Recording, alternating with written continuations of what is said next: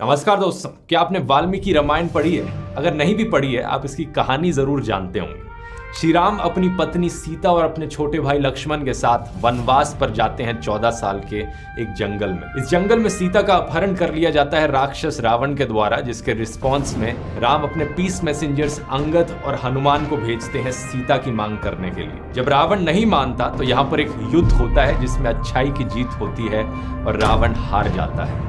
हर साल हम इसी चीज का जश्न मनाते हैं, the victory of good over evil. धर्म ने अधर्म को हरा दिया। कहानी सुनने में काफी सिंपल लगती है ना ये, लेकिन शायद ये कहानी इतनी सिंपल है नहीं। स्पेशली अगर आप आजकल के व्हाट्सएप मैसेजेस देखेंगे और सोशल मीडिया पोस्ट देखेंगे जो इस hero Ram versus villain Ravan के नैरेटिव के अगेंस्ट जाते हैं। इनफैक्ट क्या आप जानते हैं, कई ऐसे मंदिर भी हैं देश में जहां पर रावण की पूजा करी जाती है, जैसे कि मध्य प्रदेश के रावण ग्राम गांव में ये मंदिर, या फिर उत्तर प्रदेश के कानपुर में दशानन रावण टेम्पल, या फिर ग्रेटर नोएडा में ये मंदिर। सिमिलरली राजस्थान के जोधपुर में और आंध्र प्रदेश में भी आपको रावण के मंदिर मिल जाएंगे जहां पर लोग नारे लगाते हैं जय लंकेश और जय रावण बाबा के। यूट्यूब पर मिलियंस ऑफ व्यूज के साथ कई ऐसी पोएम सुनने को मिलती है जहां पर कहा जाता है, हाँ मैं घमंडी, मैं पापी, हाँ मैं ताकत का प्रतीक हूँ, मैं वही दशानन सिद्धि हूँ और थोड़ा सा ढीठ हूँ। तो सुन लो सारी दुनिया वालों के, तुम राम बन जाओ, मैं रावण ही ठीक। और अक्रॉस द पॉलिटिकल स्पेक्ट्रम आजकल रिसेंटली ये देखने को मिला है, चाहे कोई लेफ्ट विंग लोग हों चाहे राइट विंग लोग हों, जिनमें रावण के लिए एक सॉफ्ट कॉर्नर सा आ गया है। लोग जस्टिफिकेशंस देते हैं कि रावण ने जो किया वो क्यों किया, रावण इतना बुरा भी नहीं था। कई लोग इस तरीके से सिंपैथी दिखाते हैं रावण और कुंभकर्ण को लेकर, लेकिन रावण के तीसरे भाई विभीषण, उनका केस इससे भी ज्यादा इंटरेस्टिंग है। उन्हें हर तरफ से हेट मिलता है, उन्हें एक गद्दार बताया जाता है, एक एंटी नेशनल। ऐसे प्रोवर्ब्स आपने सुने होंगे विभीषण के बारे में, घर का भेदी लंका धाये। एक विभीषण गाना भी है सिंगर गुलजार चन्नीवाला के द्वारा, जिसपे 6.1 मिलियन व्यूज आ रखे हैं, जिसमें मेन लाइन थी, बैरियों की नहीं थी औकात लाडले, विभीषण जैसे दोस्तों ने मेरी लंका जला दी। ये कैसे लेसन्स हैं जो लोग रामायण से कंक्लूड करते हैं? क्या विभीषण सही में इतना हेट डिजर्व करता है? और क्या रावण सही में इतनी सिंपैथी डिजर्व करता है? आज के इस दिवाली स्पेशल वीडियो में दोस्त आइए जानने की कोशिश करते हैं।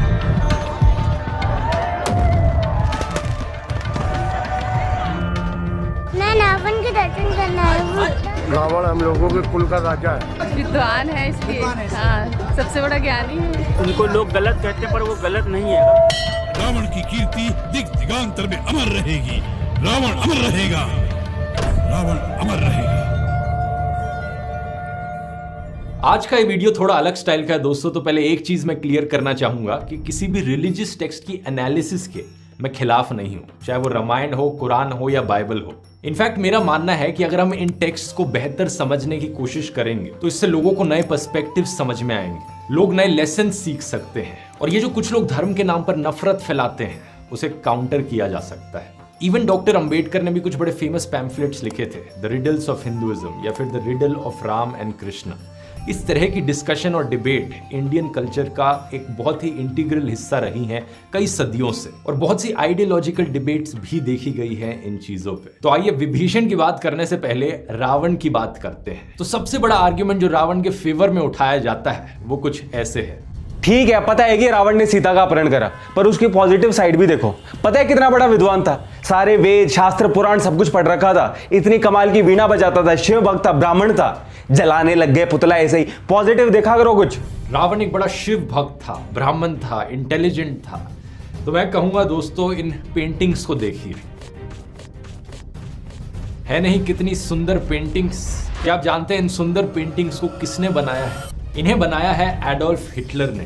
क्या आप जानते हैं वो एक बड़ा स्किल्ड पेंटर था। अब क्या इसका मतलब ये हुआ क्योंकि वो एक स्किल्ड पेंटर था आप उसे रिस्पेक्ट देना शुरू कर देंगे? या फिर इसे ले लीजिए, अहमद ओमार सईद शेख, ये एक ब्रिटिश पाकिस्तानी टेररिस्ट है। 1994 में इसने 3 ब्रिटिश और 1 अमेरिकन टूरिस्ट को किडनैप किया था इंडिया में। 1999 में जब इंडियन एयरलाइंस की फ्लाइट हाईजैक करी गई थी तो इंडियन सरकार ने 3 टेररिस्ट को रिलीज किया था, उनमें से एक ये था। बाद में ये एक वॉल स्ट्रीट जर्नल की किडनैपिंग में इन्वॉल्व था और 9/11 में भी इसका हाथ बताया जाता है। क्या आप जानते हो इतना इंटेलिजेंट था कि इसे prestigious London school of economics में एडमिशन मिल गया था। उस यूनिवर्सिटी में अपने दिनों में ये चेस चैंपियन था, साथ ही साथ इसे 5 भाषाएं भी बोलनी आती थी। तो क्या इस इंटेलिजेंस की वजह से ये कम बुरा इंसान बन जाता है?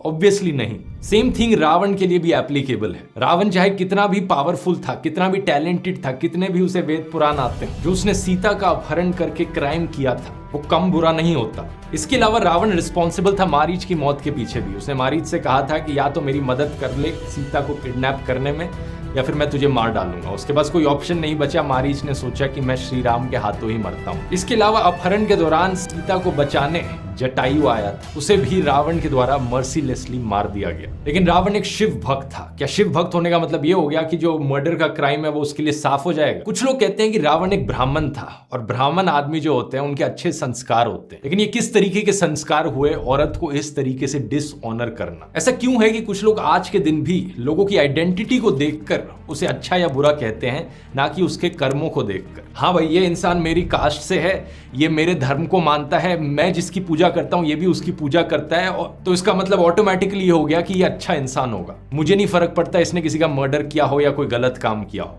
मैं बस आइडेंटिटी देखता हूं। सोचने वाली बात है यहाँ पर ये। रावण के द्वारा की गई कई और एट्रोसिटीज के बारे में बताया गया है उत्तरकांड में, जो कि रामायण के बाद एक एपिलोग था। जैसा आप जानते होंगे कि आमतौर पर रामायण की कहानी खत्म हो जाती है जब राम, सीता और लक्ष्मण वापस अयोध्या लौटते हैं। लेकिन कुछ किताबों में आपको एक और चैप्टर मिलेगा उत्तरकांड करके, जिसमें राम के ऊपर दो बड़े एक्यूजिशंस लगाए जाते हैं। पहला ये कि उन्होंने सीता को बैनिश किया था, महल से निकालकर जंगल भेज दिया था, और दूसरा उन्होंने शंभूक को मारा था, जो कि सो कॉल्ड एक लो कास्ट आदमी था। कई स्कॉलर्स इसके खिलाफ एविडेंस पॉइंट आउट करते हैं, कहते हुए कि उत्तरकांड एक प्रक्षिप्त था, यानी एक लेटर एडिशन था। इसे ओरिजिनल रामायण का पार्ट नहीं कंसिडर किया जा सकता। लेकिन अगर उत्तरकांड को यहाँ पर एक्नॉलेज भी कर लिया जाए तो रावण के जो गुनाह हैं वो कई गुना ज्यादा बढ़ जाते हैं। रावण ने अपने हाफ ब्रदर कुबेर पर हमला किया और लंका और पुष्पक विमान उनसे छीना। फिर रावण ने कुबेर के पीस मैसेंजर को मारा और राक्षसों ने उसकी डेड बॉडी को खाया। रावण वहां गया जहां राजा मारुत यज्ञ करने लग रहे थे और वहां पे साधुओं को मारा और उनका खून पिया।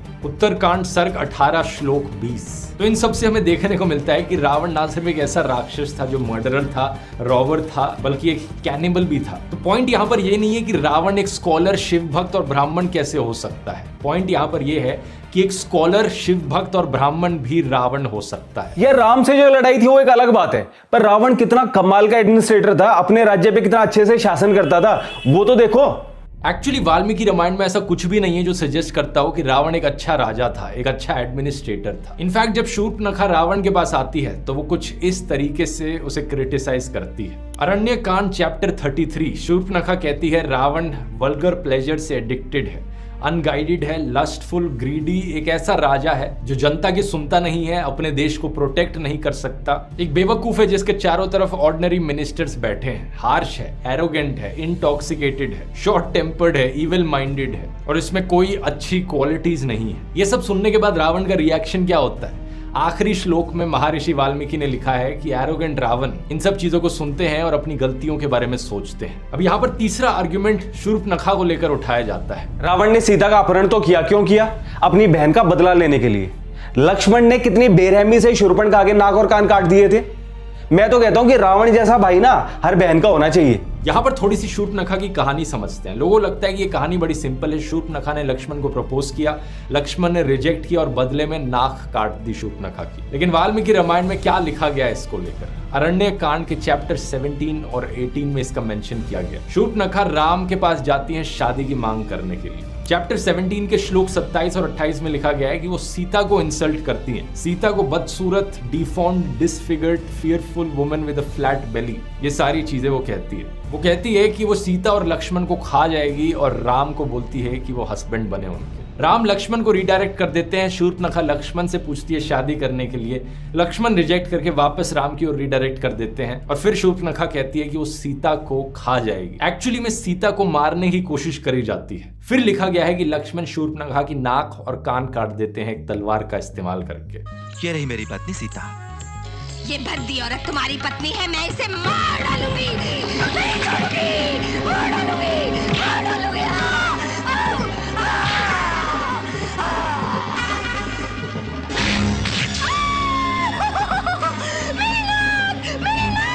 कई लोगों का पर्सपेक्टिव इस चीज को लेकर इस तरीके से शेप किया जाता है कि एक औरत को एक आदमी के द्वारा मारा गया, लेकिन अगर हम यहाँ पर जेंडर्स को रिवर्स कर दें, कोई दूसरा आदमी आकर आपकी वाइफ को मारने की कोशिश करता है और फिर उसका नाक काट दिया जाता है, तो शायद ही इससे कोई गलत कहेगा। लेकिन इससे भी ज्यादा इंपॉर्टेंट सवाल ये कि क्या रावण ने सही में सीता का अपहरण इसलिए किया था क्योंकि वो रिवेंज ले रहा था शूर्पणखा को लेकर? इसका जवाब फिर से वाल्मीकि रामायण में मिलेगा। जब शूर्पणखा रावण से मिलने आती है तो शूर्पणखा कभी नहीं कहती कि मेरा बदला लो। इंस्टेड शूर्पणखा रावण से कहती है कि ये देखो कितनी अच्छी औरत है, कितनी सुंदर औरत है जिसे आज से पहले कभी नहीं देखा गया है। फिर वो झूठ कहती है रावण से कि उसने एक्चुअली में सीता को लाने की कोशिश करी थी, इसलिए लक्ष्मण ने उसकी नाक काट दी। और वो रावण को परसुएट करने के लिए कहती है कि अगर तुम सीता को अपनी पत्नी बनाना चाहते हो तो राम को जाकर मार दो। तो इन बातों से कहीं भी रिवेंज का इंटेंशन नहीं दिखता। एक फाइनल आर्ग्यूमेंट यहाँ पर उठाई जाती है कि रावण ने कभी कोई छेड़छाड़ नहीं करी। रावण ने सीता का अपहरण तो करा,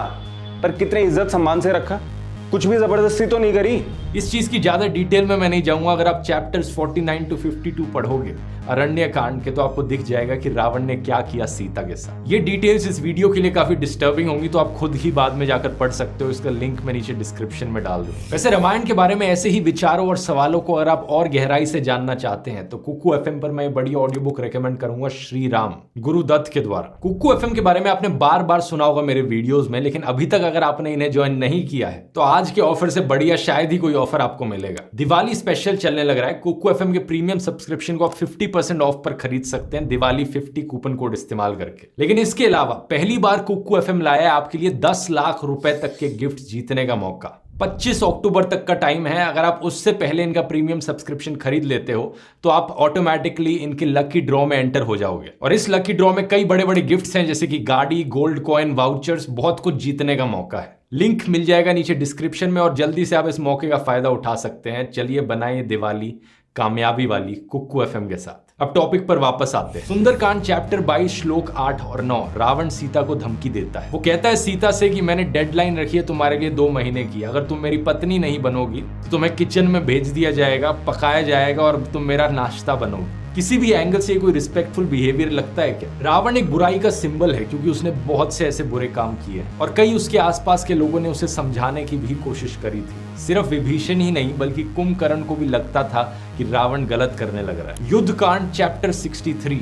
कुंभकर्ण रावण से कहता है दुष्कर्म करने वाले का पतन होता है और तुम्हारे पाप की सजा भी जल्द ही तुम्हारे सामने आ गई है। तो जब रावण के भाइयों को भी उसकी गलतियां पता थी, ऐसा क्यों है कि आज के दिन भी लोग अपनी जस्टिफिकेशंस बनाते हैं रावण के फेवर में? हर बहन को रावण जैसा भाई चाहिए। सब बालकन की जितनी बाइक, कार है, बच्चे, इन पर सब पे रावण लिखा हुआ साइकिल पे। और रावण एक बहुत महान विद्वान था।